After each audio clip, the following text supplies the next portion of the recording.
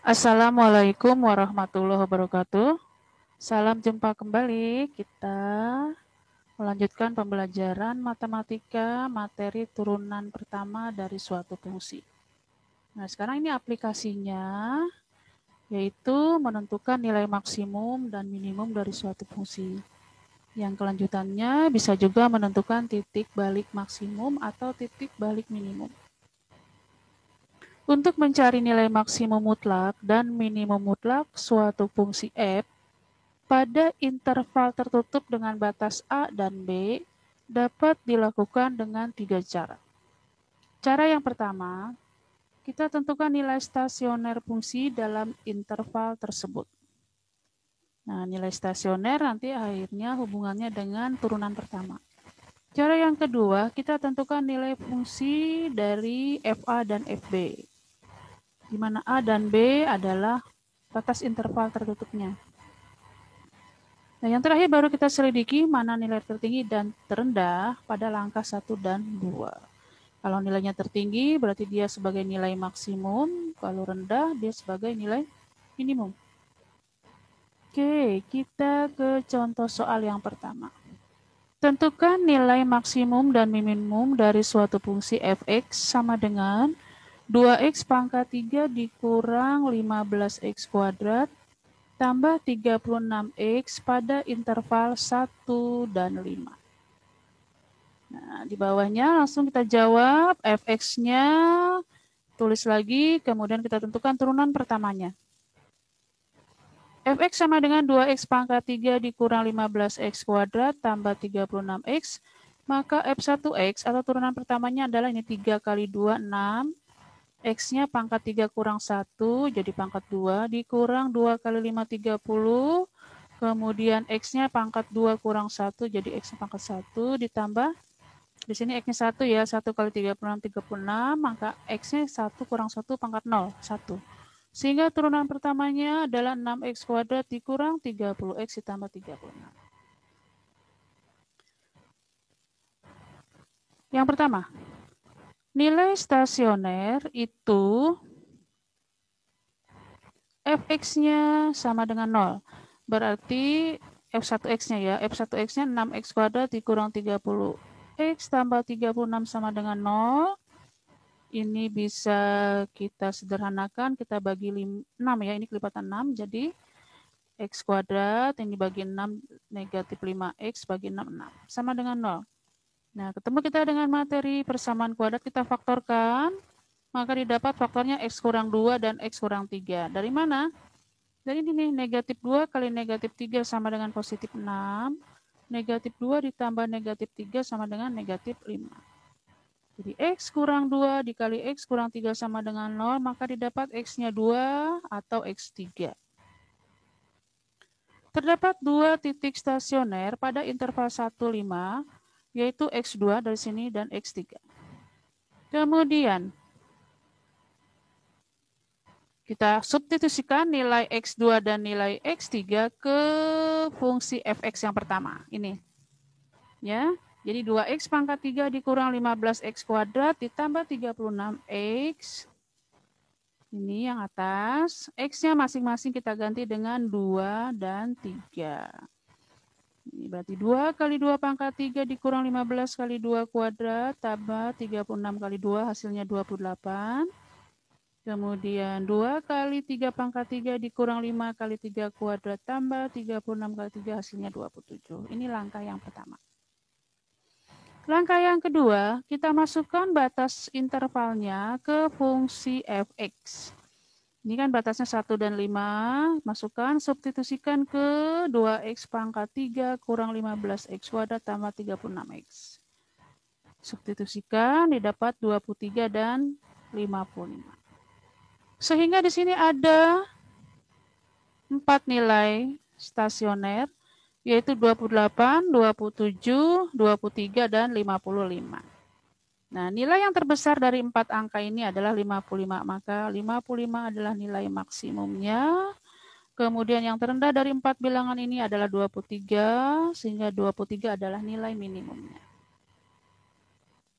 Soal yang kedua. Nilai minimum mutlak dari f(x) sama dengan x pangkat 4 dikurang 2x kuadrat dikurang 8 pada interval negatif 2 dan 2. Di sini sama dengan ya, berarti negatif 2 dan 2-nya ikut. Oke, yang pertama, tuliskan f(x)-nya. f(x) sama dengan x pangkat 4 kurang 2x kuadrat kurang 8. Kita cari turunan pertamanya. Berarti ini 4 turun sini, x-nya kurang 1 jadi x pangkat 3 dikurang 2 kali 2 4, x-nya kurang 1 jadi x pangkat 1. Ini 0 ya. Seperti tadi ada 3 langkah, kita buat langkah pertamanya dulu. Nilai stasioner terjadi jika turunan pertamanya sama dengan 0. Maka 4x pangkat 3 dikurang 4x sama dengan 0.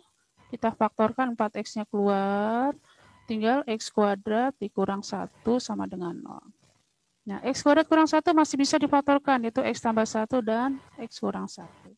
Sehingga nilai x-nya adalah yang pertama 4x sama dengan 0, maka x-nya 0. X tambah 1 sama dengan 0, maka x-nya negatif 1. X kurang 1 sama dengan 0, maka x-nya 1. Ini pindah ruas. Terdapat 3 titik stasioner pada interval negatif 2 dan 2, yaitu 0, negatif 1, dan 1. Substitusikan ke fungsi yang pertama, ke f(x). X pangkat 4 dikurang 2x kurang 8, ini x-nya kita ganti dengan 0, negatif 1, dan 1. Ini ya rinciannya kita masukkan, ini dapat negatif 8, ini masukkan dapat negatif 9, ini negatif 9. Ini untuk langkah yang pertama. Langkah yang kedua, nilai intervalnya juga kita substitusikan ke f(x). Ya. Jadi x pangkat 4 dikurang 2x kuadrat kurang 8, x-nya kita ganti dengan negatif 2 dan 2. Sehingga didapat yang pertama 0, kalau F2 juga hasilnya sama dengan 0. Nah, di sini jadi ada 4 bilangan, negatif 8, negatif 9, negatif 9 lagi, 0, 0. Nah, di antara kelima bilangan ini yang paling kecil adalah negatif 9. Sehingga negatif 9 lah yang dinamakan dengan nilai minimum mutlak dari f(x). Jadi langkahnya 1, 2, 3. Walaupun tidak selalu 1, 2, 3 ya. Tapi kita cari dulu sampai buktinya di sini kan ada angka yang sama. Oke, ini untuk nilai minimum dan nilai maksimumnya. Sekarang bagaimana kalau yang ditanyakan koordinat titik?